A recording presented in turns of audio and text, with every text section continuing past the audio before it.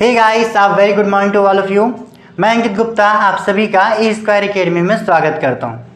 दोस्तों, last session तक मैंने आप लोगों को lesson 9 arithmetic and geometric progression complete करा दिया था। इस सेशन में मैं आपको लेसन 8 मैट्रिक्स पढ़ाऊंगा। सो गाइस, आप में से जो भी बच्चा हमारे साथ फर्स्ट टाइम जुड़ रहा है वो इस चैनल को सब्सक्राइब कर ले, नोटिफिकेशन बटन को ऑन कर दें, जिससे आगे आने वाले सेशंस आप तक इजीली पहुंच सके।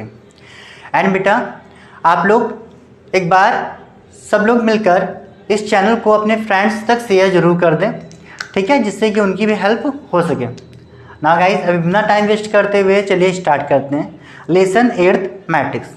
अगर मैट्रिक्स की बात कर ली जाए बेटा, तो मैट्रिक्स क्या होती है, सबसे पहले क्वेश्चन हमारे पास में ये आता है कि मैट्रिक्स क्या होती है, क्योंकि ये एक नया टॉपिक है जो कि आपके सिलेबस में फर्स्ट टाइम आप फेस कर रहे हो। सो अगर मैट्रिक्स के बारे में हम लोग कुछ जाने तो हम इतना जान सकते हैं कि मैट्रिक्स का यूज एंड मैट्रिक्स का जो ओरिजिन है वो आपकी जो साइमल्टेनियस लीनियर इक्वेशंस होती हैं उनको सॉल्व करने के लिए किया गया था। फर्स्ट टाइम मैट्रिक्स का जो यूज किया गया था वो साइमल्टेनियस लीनियर इक्वेशंस को सॉल्व करने के लिए किया गया था। एंड अभी फर्स्ट क्वेश्चन आता है कि साइमल्टेनियस लीनियर इक्वेशंस होती क्या है, तो चलिए उसको जानते हैं। अगर बात कर ले बेटा साइमल्टेनियस लीनियर इक्वेशंस की, तो ये आपके a1ax प्लस का by प्लस का c इक्वल टू 0 के फॉर्मेट में पाई जाती हैं, जहाँ पर a जो होता है वह x का मल्टीपल होता है, जो b होता है वो y का मल्टीपल होता है, और c यहाँ पर कांस्टेंट वैल्यू होता है। ठीक है बेटा, अभी यहाँ पर ये x और y के प्लेस पर कुछ भी हो सकता है, उसका फ़र्क यहाँ पर नहीं पड़ता है। अभी अगर बात कर ले कि इसको हमने सॉल्व करना कैसे सीखा, एंड कई इक्वेशंस को, अगर कई ढेर सारी हमें साइमल्टेनियस लीनियर इक्वेशंस दे रखी हों तो उनको एक साथ सॉल्व करने के लिए हम कैसे मैट्रिक्स का यूज करते हैं, तो यहाँ पर सबसे पहले हम लोग कुछ साइमल्टेनियस लीनियर इक्वेशंस लेट कर लेते हैं इसको समझने के लिए। तो इसे a1x plus b1y plus c1 equal to 0 let कर लेते हैं। दूसरी simultaneous linear equation a2x plus b2y plus c2 equal to 0। And third simultaneous linear equation हम लोग यहाँ पर a3x प्लस b3y प्लस का c3 इक्वल टू 0 हम यहाँ पर लेट करते हैं। अब अगर इनको सॉल्व करने की बात करें तो सॉल्व करने के लिए हम लोग क्या करते हैं बेटा, ये जितनी भी इक्वेशंस होती हैं इसमें x का जो मल्टीपल होता है और जो y का मल्टीपल होता है और जो कांस्टेंट वैल्यूज़ होती हैं इनको हम लोग एक कैपिटल ब्रैकेट में राइट करते हैं। किस तरह से राइट करते हैं ज़रा देखो, इसको राइट करते हैं बेटा a1 b1 c1, यहाँ पर x y and constant value.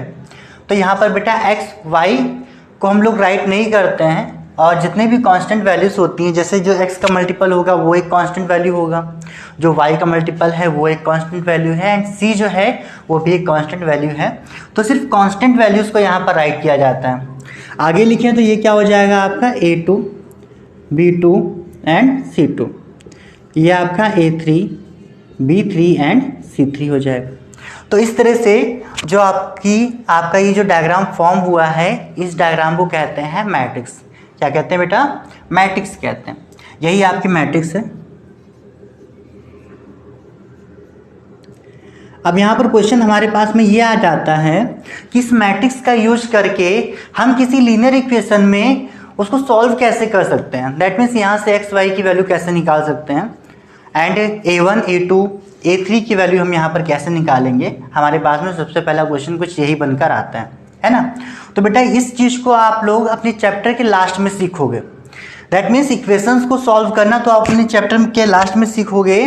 पहले आप यहाँ पर आपको ये सीखना है कि जो मैट्रिक्स होती हैं ये किस प्रकार से राइट की जाती हैं, किस तरह से सॉल्व करनी है, इनके फंडामेंटल्स क्या क्या हैं, वो आपको सबसे पहले यहाँ पर सीखना है।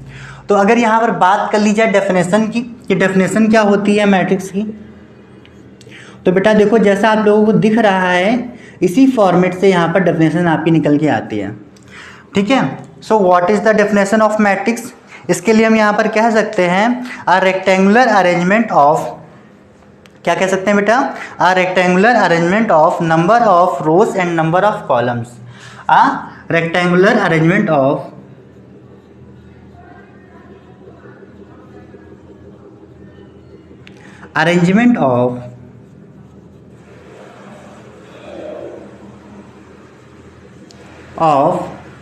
रो एंड कॉलम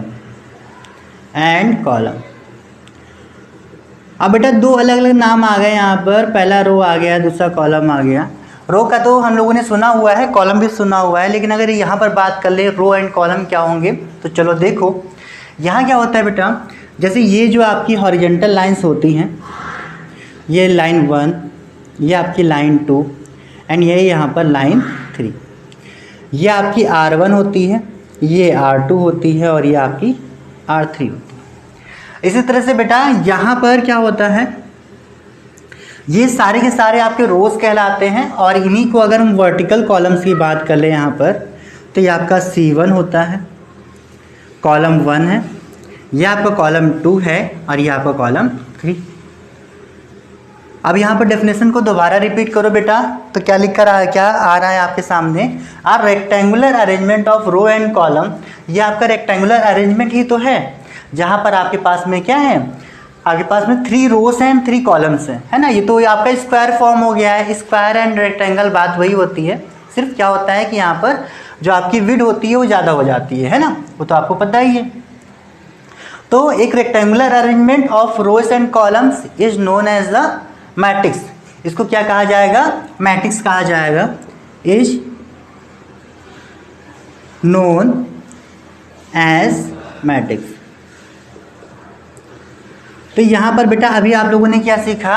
आपने यहाँ पर ये सीखा कि मैट्रिक्स क्या होती है एंड मैट्रिक्स का यूज हम लोग क्या करेंगे लास्ट में, ठीक है। इस चैप्टर के लास्ट में फाइनली जाके हम इसका यूज कहाँ करने वाले हैं, तो यहाँ पर हम साइमल्टेनियस लीनियर इक्वेशंस को सॉल्व करने के लिए करेंगे, जहाँ पर हम A1 B1 C1 A2 B2 C2 and A3 B3 C3 की हेल्प से x और y की वैल्यू जो है हम यहाँ पर निकालने वाले हैं। ओके, सो आई होप इतना तो समझ में आ गया होगा आप लोगों को। अभी जो भी नोट करना है आप लोग नोट कर लो। अब हम नेक्स्ट बात कर लेते हैं यहाँ पर कि यहाँ पर जो है आपका ऑर्डर ऑफ मैट्रिक्स क्या होता है, ठीक है। एक नया टॉपिक आपके पास में आ गया, that is order of matrix. जैसे कि मैंने बताया आप लोगों को कि आपको यहाँ पर सबसे पहले क्या करना पड़ेगा, जो मैट्रिक्स के फंडामेंटल रूल्स हैं उन्हें सीखना पड़ेगा, तभी तो जाके आप साइमल्टेनियस लीनियर इक्वेशंस को सॉल्व कर पाओगे मैट्रिक्स की हेल्प से, है ना। तो लास्ट में तो हमें वही करना है, लेकिन हमें शुरुआत में क्या करना है, मैट्रिक्स को सॉल्व करना सीखना है।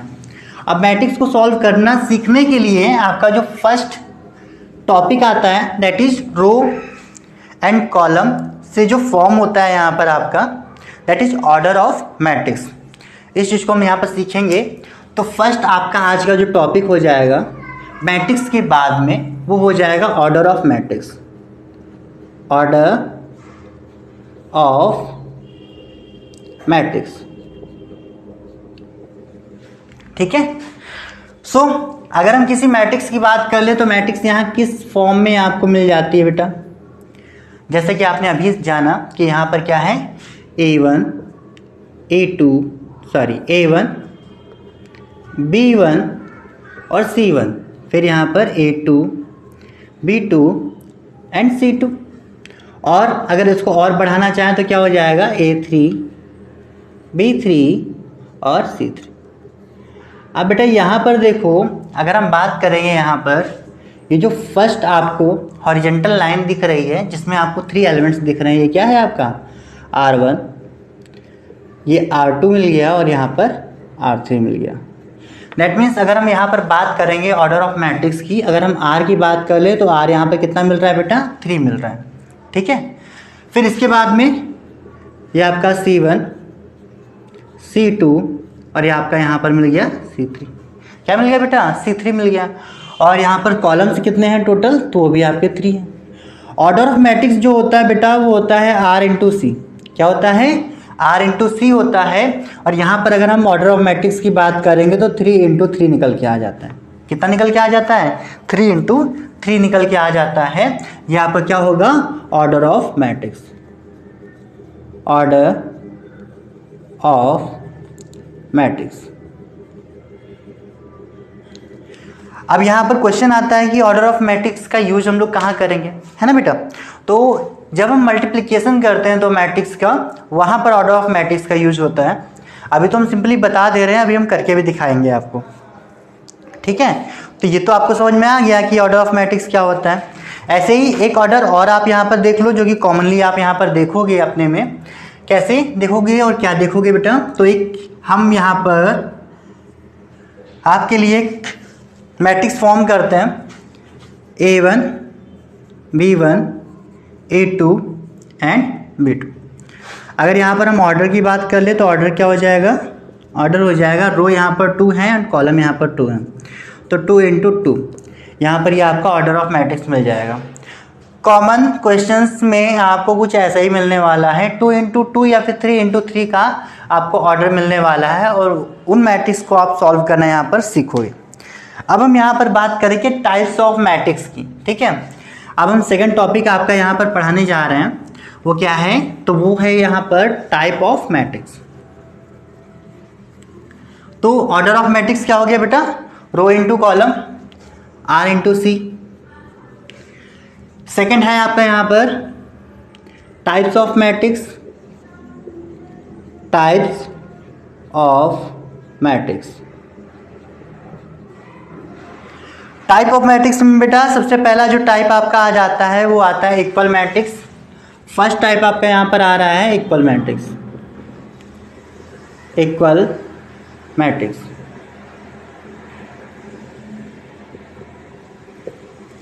इक्वल मैट्रिक्स में क्या होता है, तो इक्वल मैट्रिक्स में दो मैट्रिक्स होती हैं और दोनों मैट्रिक्स के जो ऑर्डर होते हैं वो सिमिलर होते हैं, दैट मीन्स सेम होते हैं, ठीक है।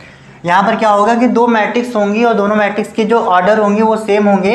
एग्जांपल ले लेते हैं, यहाँ पर हम लोग यहाँ पर राइट कर लेते हैं पहले इसके बारे में, same order, same order matrix. जो आपकी सेम ऑर्डर की मैट्रिक्स होती हैं इनको हम लोग क्या बोलते हैं, इक्वल मैट्रिक्स बोलते हैं। अगर एग्जांपल की बात कर ले यहाँ पर तो क्या हो जाएगा, ये आपका हो जाएगा A1 B1 A2 B2 and second matrix आपकी हो जाएगी C1 D1 C2 D2। अब अगर दोनों मैट्रिक्स में हम ऑर्डर की बात कर ले बच्चों तो वो क्या हो जाएगा 2 इंटू 2, और यहाँ पर क्या हो जाएगा, यहाँ भी हो जाएगा आपका 2 इंटू 2। आई होप इतना तो समझ में आया ही होगा। इक्वल मैट्रिक्स बहुत ही सिंपल है। यहाँ पर क्या होगा कि दो या दो से ज़्यादा मैट्रिक्स दी जाएंगी और उन मैट्रिक्स का जो ऑर्डर होगा वो सेम होगा। यहाँ पर 2 इंटू 2 है और यहाँ भी 2 इंटू 2 है, तो क्या हो गया, यहाँ पर ऑर्डर ऑफ मैट्रिक्स यहाँ पर सेम हो गया। इसके लिए हमने यहाँ पर बोल दिया इसको ये इक्वल मैट्रिक्स हैं। सेकेंड मैट्रिक्स की बात कर ले यहाँ पर तो वो आ जाता है आपका रो मैट्रिक्स, ठीक है। तो सेकेंड मैट्रिक्स आपकी क्या है, ये आपकी रो मैट्रिक्स। अगर यहाँ पर बेटा रो मैट्रिक्स की बात कर ली जाए तो यहाँ पर जो रो होते हैं, नंबर ऑफ रो जो होती है वो होती है 1, और कॉलम यहाँ पर कितने होते हैं बेटा, कितने भी हो सकते हैं, मतलब यहाँ पर कॉलम नहीं होते हैं, आप ऐसा समझ सकते हो, ठीक है। यहाँ पर क्या होता है कि जो रो होंगे वो कितना होगा, सिर्फ एक होगा। रो मैट्रिक्स में ओनली हैव 1 रो, इसमें सिर्फ एक रो होता है, तो इस मैट्रिक्स को हम लोग क्या बोलते हैं, रो मैट्रिक्स बोलते हैं। That means A1 B1 C1। अगर एक मैट्रिक्स हमको इस तरह से दे रखी हुई है जहाँ पर रो हमारे पास कितना है बेटा, तो रो यहाँ पर कितना मिल गया आपको, 3 मिल गया। और अगर कॉलम की बात कर लोगे तो कॉलम आप यहाँ पर काउंट कर सकते हो, सॉरी रो कितना मिल गया बेटा, 1 मिल गया, है ना, 1 मिल गया। और कॉलम की बात कर लेते हो तो कॉलम तो यहाँ पर वैसे है नहीं, कॉलम तो यहाँ पर है नहीं, बस एलिमेंट्स रखे गए हैं, ठीक है। यहाँ पर सिर्फ क्या किए गए बेटा, तो यहाँ पर सिर्फ एलिमेंट्स रखे गए हैं, तो यहाँ पर कॉलम्स की बात हम यहाँ पर नहीं कर सकते हैं, ठीक है। तो रो मैट्रिक्स में क्या होगा, नंबर ऑफ रोज यहाँ पर 1 होंगी और कॉलम्स यहाँ पर कितने होंगे, एक भी नहीं। सेकेंड आपका यहाँ पर क्या आ जाता है बेटा, थर्ड यहाँ पर आता है आपका, वो है कॉलम मैट्रिक्स। क्या है, कॉलम मैट्रिक्स। कॉलम मैट्रिक्स में जो नंबर ऑफ कॉलम्स होते हैं वो 1 होता है, ठीक है। याद रखना कॉलम मैट्रिक्स में क्या होगा कि नंबर ऑफ जो कॉलम होंगे वो कितना होगा बेटा, 1 होगा। दैट मीन्स यहाँ पर A1 A2 A1 B1 और C1, यहाँ नंबर ऑफ कॉलम्स कितने होंगे, सो नंबर ऑफ कॉलम्स वो यहाँ पर 1 होने वाले हैं, और यहाँ पर नंबर ऑफ रोज कितने हो जाएंगे, नंबर ऑफ रोज 1 हो जाएंगे, ठीक है। तो कॉलम मैट्रिक्स की जब कभी बात की जाएगी तो यहाँ पर जो नंबर ऑफ कॉलम होंगे वो कितने होंगे, 1 कॉलम होगा, और रो मैट्रिक्स की बात की जाएगी तो वहाँ पर नंबर ऑफ जो रो होंगे वो वहाँ पर 1 होगा।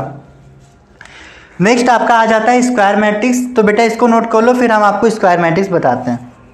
ओके गाइस, सो अभी जो नेक्स्ट टाइप ऑफ मैट्रिक्स आपकी आ रही है यहाँ पर वो है स्क्वायर मैट्रिक्स। आपने 3 मैट्रिक्स यहाँ पर पढ़ ली हैं। अगर 4th मैट्रिक्स की बात कर ले तो वो क्या होगी, वो होगी आपकी स्क्वायर मैट्रिक्स। 4th मैट्रिक्स है आपकी स्क्वायर मैट्रिक्स।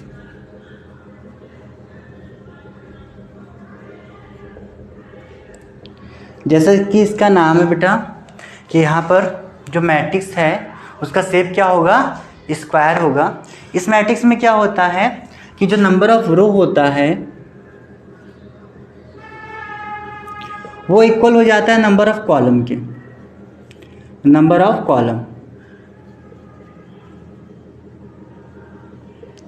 अच्छा, ऐसा हो जाता है कि नंबर ऑफ रो यहाँ पर नंबर ऑफ कॉलम के इक्वल हो जाता है, तभी यहाँ पर ये क्या हो जाता है कि क्या फॉर्म करती है, यहाँ पर स्क्वायर मैट्रिक्स फॉर्म करती है। एग्जांपल ले लें अगर, तो फर्स्ट एग्जांपल हम यहाँ पर A1 B1 A2 और B2 का ले लेते हैं, ठीक है। अभी यहाँ पर रो की बात कर ले 2 और कॉलम की बात कर ले 2, तो यहाँ पर क्या हो जाएगा, स्क्वायर मैट्रिक्स हो जाएगा, क्योंकि ये भी लेंथ सेम है और ये भी लेंथ यहाँ पर सेम है। सेकंड यहाँ पर अगर बात कर ले A1 B1 C1 A2 B2 C2 A3 B3 और C3, ये भी यहाँ पर स्क्वायर मैट्रिक्स ही होगा, क्योंकि यहाँ पर नंबर ऑफ रो और नंबर ऑफ कॉलम क्या है बेटा, सेम है ना। यहाँ जो ऑर्डर आपका निकल के आ रहा था वो निकल के आ रहा था 2 × 2, और यहाँ जो ऑर्डर निकल के आ रहा था ये निकल के आ रहा है बेटा 3 × 3, और हमने कंडीशंस बोल के रखी हैं कि यहाँ पर नंबर ऑफ रो और नंबर ऑफ कॉलम्स जो होते हैं वो इक्वल हो जाते हैं। तो इस तरह से आपकी ऑर्डर मैट्रिक्स क्या होती है, फॉर्म होती है, सॉरी स्क्वायर मैट्रिक्स फॉर्म होती है। नेक्स्ट मैट्रिक्स की बात कर ले तो ये आपकी जीरो मैट्रिक्स है। क्या बेटा, जीरो मैट्रिक्स। जीरो मैट्रिक्स क्या होती है, जीरो मैट्रिक्स। जीरो मैट्रिक्स में जो आपके टोटल नंबर्स होते हैं, जितने भी एलिमेंट्स भरे होते हैं मैट्रिक्स के अंदर, वो सारे के सारे जीरो होते हैं, ठीक है। सारे के सारे जीरो होने का मतलब क्या है कि इसके अंदर 4 जीरो हो सकते हैं, इसके अंदर 9 जीरो हो सकते हैं, और ये आपका जीरो मैट्रिक्स ही कहलाएगा, ठीक है। इसमें सारे एलिमेंट्स जो होते हैं वो क्या होते हैं, जीरो होते हैं। दैट मीन्स यहाँ पर लिख सकते हैं ऑल एलिमेंट्स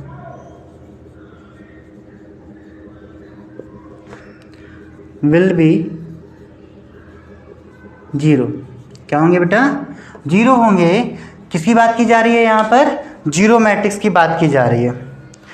नेक्स्ट मैट्रिक्स की बात कर ली जाए तो यहाँ पर आइडेंटिटी मैट्रिक्स या फिर यूनिट मैट्रिक्स आ जाता है, आपकी मैट्रिक्स नंबर 6। लास्ट मैट्रिक्स जो कि आपको पढ़नी है यहाँ पर वो है आपकी यूनिट मैट्रिक्स या आइडेंटिटी मैट्रिक्स।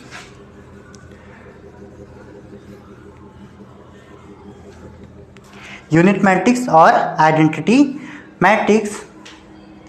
इस मैट्रिक्स की बात कर ली जाए तो इसमें जो ईच डायगोनल होता है उसमें से कोई एक डायगोनल जो होता है उसमें ऑल एलिमेंट्स की वैल्यू कितनी हो जाती है बेटा, 1 हो जाती है, ठीक है। तो यहाँ पर हम यहाँ पर राइट कर सकते हैं there are minimum there are one diagonal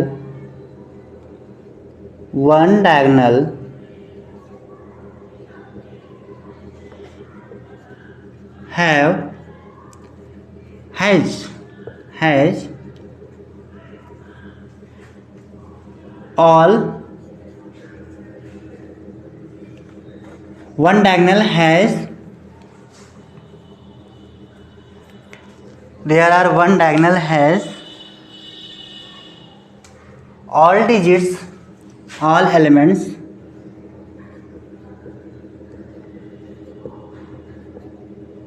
one and other elements are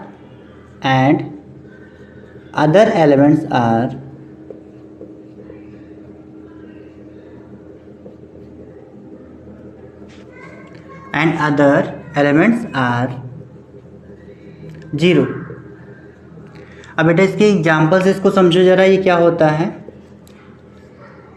यहाँ पर बात कर ले तो 1 1 0 0। आप सही से देखो तो यहाँ पर क्या है, ये जो आपको डायगोनल दिख रहा है, ये डायगोनल क्या है, यहाँ पर 1 और 1 मिल गया, दैट मीन्स ये आपकी यूनिट मैट्रिक्स है। नेक्स्ट एग्जांपल ले लें अगर, तो वो यहाँ पर क्या हो जाएगा बेटा, 1 0 0 1 0 1 सॉरी 0 1 0 0 0 1। अभी भी यहाँ पर जो एक डायगोनल है वो कितना मिल रहा है आपको, यहाँ पर 1 1 एंड 1 मिल रहा है, दैट मीन्स ये भी क्या हो जाएगा आपका, तो ये भी आपका यहाँ पर यूनिट मैट्रिक्स हो जाने वाला है। आई होप समझ में आया होगा आपको। यहाँ पर क्या होता है कि कोई भी एक जो डायगोनल होता है उस डायगोनल में सारी वैल्यूज आपकी 1 होती हैं और उस डायगोनल के अलावा जितने भी एलिमेंट्स होते हैं उन सब में जो वैल्यूज होती हैं वो क्या होती हैं, 0 होती हैं। तो इस तरह से फॉर्म हो जाता है आपका यहाँ पर आइडेंटिटी मैट्रिक्स। तो बच्चों इस तरह से यहाँ पर हम लोगों ने क्या किया, जो फर्स्ट एक्सरसाइज है उसका थ्योरेटिकल सेशन जो है यहाँ पर ख़त्म हो रहा है। अब हम पहुँचते हैं एक्सरसाइज पर। तो एक्सरसाइज में आपका एक्सरसाइज है बेटा 8.1 है ना। फर्स्ट एक्सरसाइज क्या है यहाँ पर 8.1।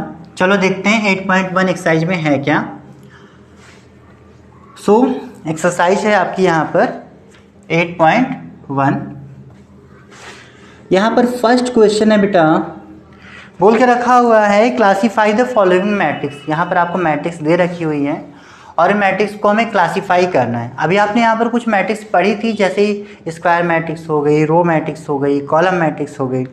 तो यहाँ पर कुछ मैट्रिक्स फॉर्म करके दे रखी हुई हैं और आपको यहाँ पर बताना है कि ये कौन कौन सी मैट्रिक्स हैं।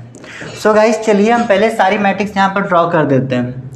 जैसे आपकी जो फर्स्ट मैट्रिक्स है वो दे के रखी है 2 1 5 1 2 1 5 1।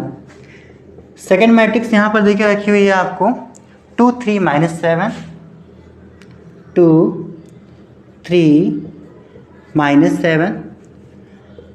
थर्ड मैट्रिक्स आपको यहाँ दे रखी हुई है 3 0 -1 3 0 -1। फोर्थ मैट्रिक्स यहाँ पर दे रखी हुई है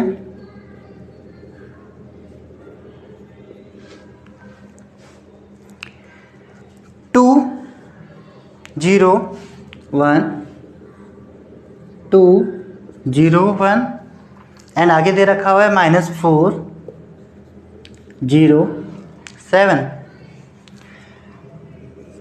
नेक्स्ट मैट्रिक्स नंबर फिफ्थ आपको यहाँ पर दे रखी हुई है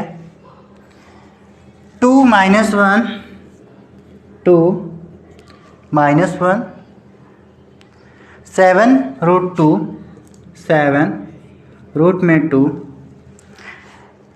एंड यहाँ पर 8 0 8 और 0।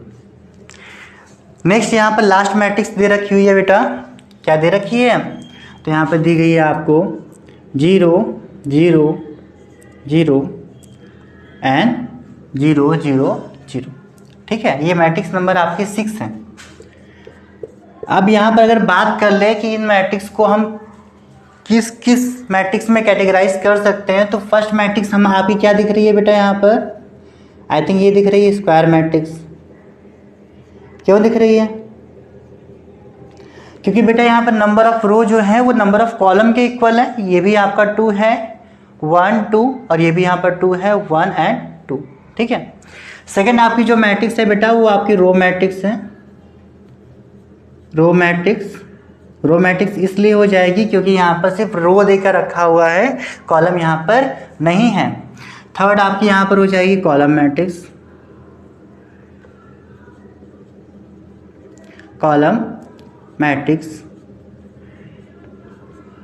राइट बेटा, ठीक है ना। फर्स्ट आपकी हो गई स्क्वायर मैट्रिक्स, सेकंड आपकी यहाँ पर हो गई रो मैट्रिक्स, और थर्ड आपकी क्या हो गई? कॉलम मैट्रिक्स हो गई। फोर्थ की बात कर ले बेटा, तो अभी यहाँ पर देखो ये जो रीजन आपको दिख रहा है यहाँ पर, वो आपको 0 और 0 दिख रहा है। तो किसी भी मैट्रिक्स में अगर कोई भी एक हॉरिजेंटल लाइन या फिर वर्टिकल लाइन वहाँ पर अगर आपको 0 मिल जाता है तो बेटा समझ जाना कि अभी क्या है, वो सारा सेशन हम यहाँ पर 0 कर देने वाले हैं। ठीक है, वो सारा सेशन हम यहाँ पर 0 कर देने वाले हैं। तो ये सेक्शन कट के यहाँ पर क्या मिल जाएगा आपको? यहाँ मिल जाएगा 2, यहाँ मिल जाएगा -4, यहाँ 1 और यहाँ पर 7 मिल जाएगा। अब ये मैट्रिक्स क्या बन गई है बेटा? तो अब ये बन गई है आपकी स्क्वायर मैट्रिक्स,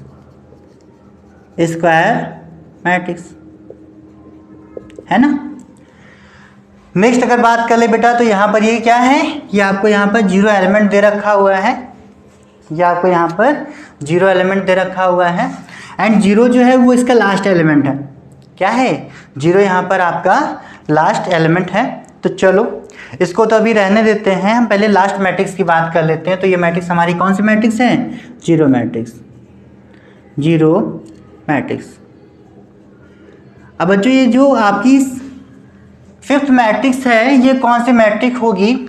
यहाँ पर रो जो है आपके 2 देके रखे हुए हैं, कॉलम यहाँ पर 3 देके रखे हुए हैं। ठीक है, तो यहाँ पर आप इसे ऑड मैट्रिक्स कह सकते हो, क्योंकि यहाँ पर क्या है, ये कोई स्क्वायर फॉर्म नहीं कर रहा है ना। ऑड मैट्रिक्स बोल सकते हो, या फिर इसे रेक्टेंगल मैट्रिक्स बोल सकते हो। ठीक है, तो रेक्टेंगल मैट्रिक्स बोल सकते हो या फिर ऑड मैट्रिक्स।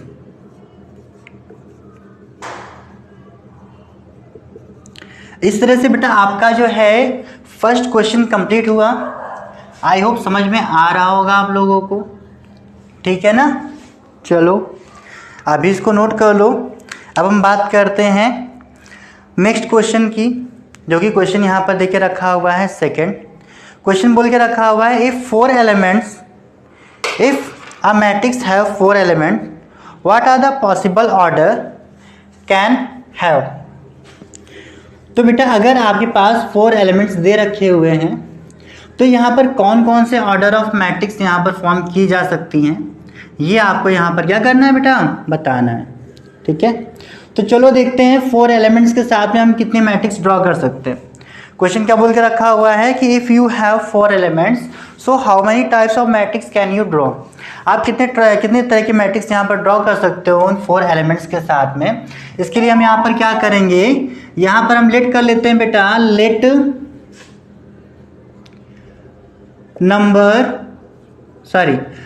ऑल एलिमेंट्स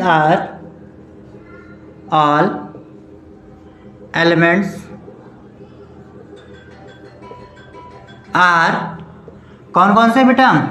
तो सारे एलिमेंट्स आपके यहाँ पर A1, A2, A3 और A4 दे रखे हुए हैं। कौन कौन से एलिमेंट्स दे रखे हैं? A1, A2, A3 और A4 दे रखे हुए हैं। आपको यहाँ पर इनके थ्रू ड्रॉ की जाने वाली मैट्रिक्स ड्रॉ करनी है, तो वो कौन कौन सी हो जाएंगी? So matrix can be draw, the type of matrix can be draw, types of matrix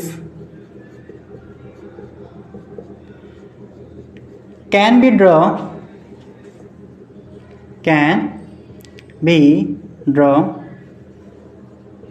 कौन कौन सी मैट्रिक्स यहाँ पर ड्रॉ की जा सकती हैं बेटा? तो फर्स्ट मैट्रिक्स तो यहाँ पर रो मैट्रिक्स हम फॉर्म कर सकते हैं, है ना। कौन सी मैट्रिक्स फॉर्म कर सकते हैं? Row matrix. यहाँ जहाँ पर सिर्फ एक रो ही होगा, A1, A2, A3 और A4, यह आपका हो गया रो मैट्रिक्स। ये आपने पढ़ा हुआ था। यहाँ पर किसी मैट्रिक्स में अगर 4 एलिमेंट्स भी हैं तो उनसे भी रो मैट्रिक्स ड्रॉ की जा सकती है, क्योंकि किसी भी मैट्रिक्स में नंबर ऑफ एलिमेंट्स कितने भी हो सकते हैं, उसका फर्क यहाँ पर नहीं पड़ता है। सेकेंड मैट्रिक्स अगर यहाँ पर बात कर ली जाए तो आपकी यहाँ पर कॉलम मैट्रिक्स ड्रॉ हो रही है, A1, A2, A3 and A4। ये क्या है आपकी कॉलम मैट्रिक्स। थर्ड की यहाँ पर बात कर ली जाए तो थर्ड में यहाँ पर आपकी कौन सी मैट्रिक्स ड्रॉ होती है बेटा, तो square matrix A1, A2, A3 and A4 square matrix. देखो बेटा इस तरह से आपके 4 एलिमेंट्स के साथ में यही 3 मैट्रिक्स ड्रॉ हो सकती हैं और तो कोई मैट्रिक्स ड्रॉ नहीं हो सकती है। ठीक है, तो अभी आप इसको नोट कर लो। आई होप क्वेश्चन समझ में आया होगा। ओके गाइस, सो गाइस आज का सेशन हम लोग यहीं तक रखेंगे। सेशन छोटा सा है और आई होप जितना भी आपने पढ़ा वो आपको समझ में आया होगा। और नेक्स्ट सेशन में हम इसके आगे क्वेश्चन सॉल्व करेंगे और फिर नेक्स्ट सेशन की जो थ्योरी पार्ट होगा उसे भी ख़त्म किया जाएगा। Okay guys, now next session के लिए अभी हम मिलते हैं। और आप में से जो भी बच्चा फर्स्ट टाइम हमारे साथ इस सेशन के साथ में जुड़ा तो वो ज़रूर से ज़रूर इस सेशन के कमेंट बॉक्स में बताया कि उसे ये सेशन कैसा लगा। ठीक है, एंड अपने फ्रेंड्स तक इस सेशन को शेयर करना बिल्कुल ना भूलें और जाते जाते इसे लाइक करते हुए बिल्कुल जाएं। ठीक है, लाइक ज़रूर से ज़रूर करें। चलिए guys, take care, stay home, stay safe, bye bye.